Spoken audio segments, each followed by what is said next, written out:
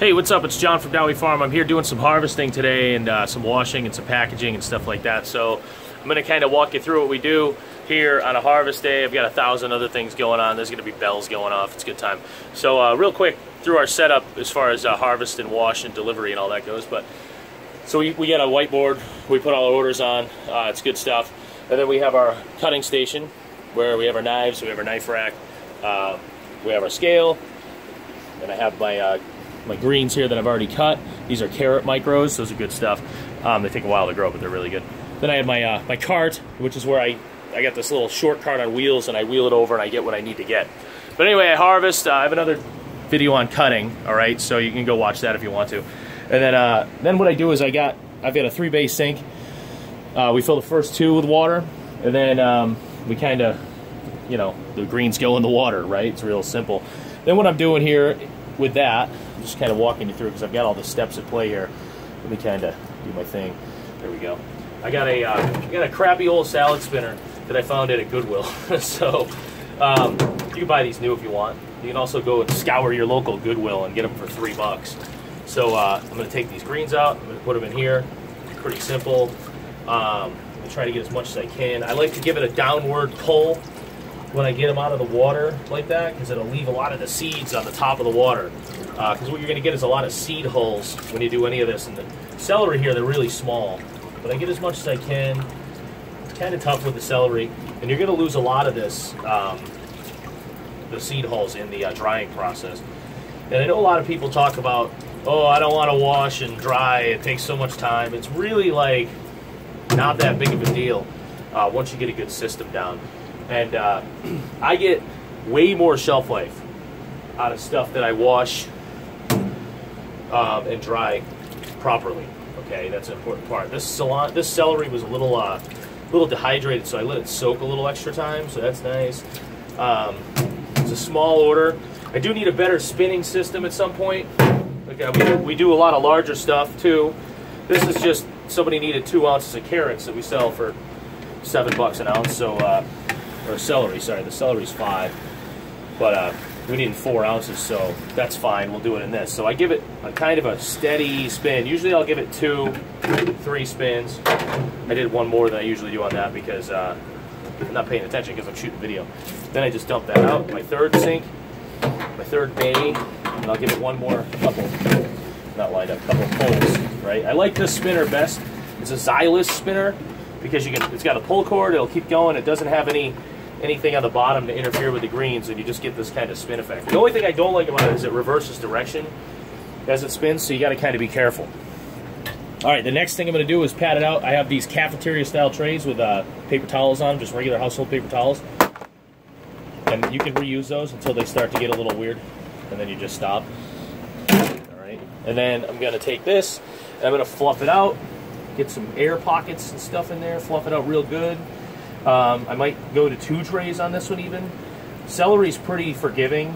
You're going to find as you dry, some things kind of get beat up with the wind, and other things are forgiving. Celery, you could like literally forget about it and it'd be fine. Stuff like wasabi and broccoli kind of gets banged up real easy, and so does arugula. All right, so now I'm going to come over here to my drying station. All right, I'm going to put this on a tray. Now, I only have this shelf for drying because I had them, so whatever, like we just repurposed. This is what we used to use to grow. I'm going to turn my box fan on from Walmart, real simple stuff, and I'm going to put it on high, and we're just going to let it dry. There it is, drying. Here's one that has been drying, all right? And then I got a timer over here on another phone. I have all these cell phones, like I'm a drug dealer. I'm at a minute left on that, but let's pretend the timer went off. I can come over here, I'm going to turn off the fan, or I can hit the power strip that I have them all hooked up to. I'm going to get one of those independent switch power strips for that. It's going to be cool. And then I'm just going to toss, because you need to toss. We do 6-minute intervals on our tossing, and I find that everything takes between 2 and 3 bells, depending on the humidity level in the room. You really need a less than 50% room humidity to get this done right and in time. So I've tossed, the bell went off in our head, right? And there it goes.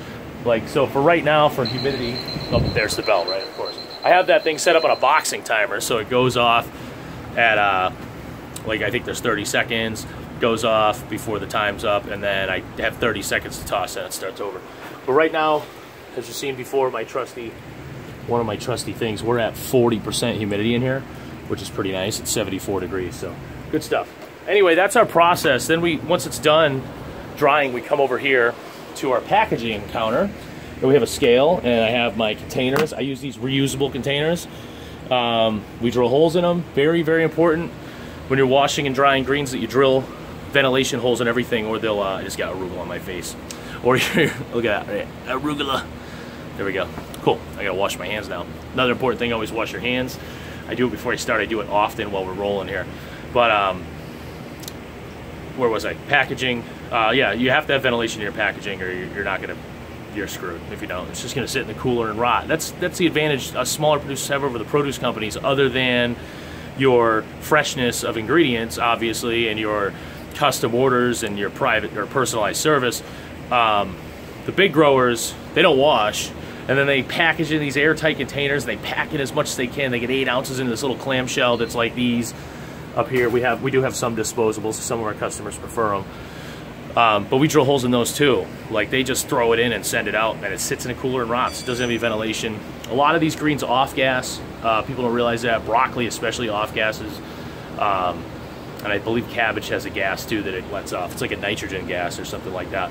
I can't remember the words. I used to know, but it's all in and out, man. But yeah, so you need to let that thing off gas. You also need to have it, the humidity needs to escape. It's gonna come out of those greens. So what happens when you're washing is you're rehydrating those greens some. So that's why we're getting a little more shelf life. And then as it sits in that cooler, it's gonna off gas. It's gonna start to lose some of that humidity.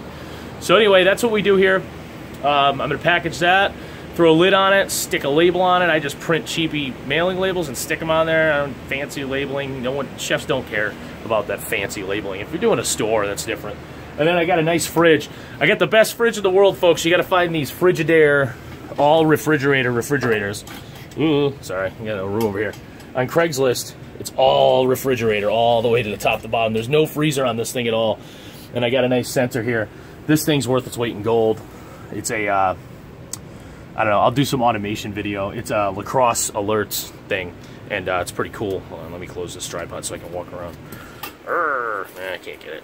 Oh yeah, I did. There we go. All right, cool. Yeah, all right. So that'll tell me though if my fridge drops below 40 or above 40. Sorry, it goes above 40. Anyway, that's where I'm at. I gotta get rolling here because we're doing deliveries today. It's pushing too. So hey, so be it. That's it. And then obviously we skim that water out. I forgot to mention that. We skim this water out with a strainer. I'll just skim that out, tap it off over here, reuse it with one of these bad boys. You get one of these from Walmart for $1 or whatever. I'm just gonna do one of these joggers, obviously with, you know, holding the camera and everything, and then you get this left over. You can throw that, if you're like chincing it, you can throw that on a tray if you think you're gonna come up short, and the seeds will fall right out. So like if I was kind of running low here, I would do that. And I would dry that, and the seeds will fall out, then I'll just pull from the top. But the celery gets a lot of seeds that come off, see that? I either tap it into there, or I have a refuse bucket that I throw it in down there. And that's it, man. I hope this comes out well. I'm using my old camera because my other phone was no battery, man. No battery sucks. Oh well. That's all I got.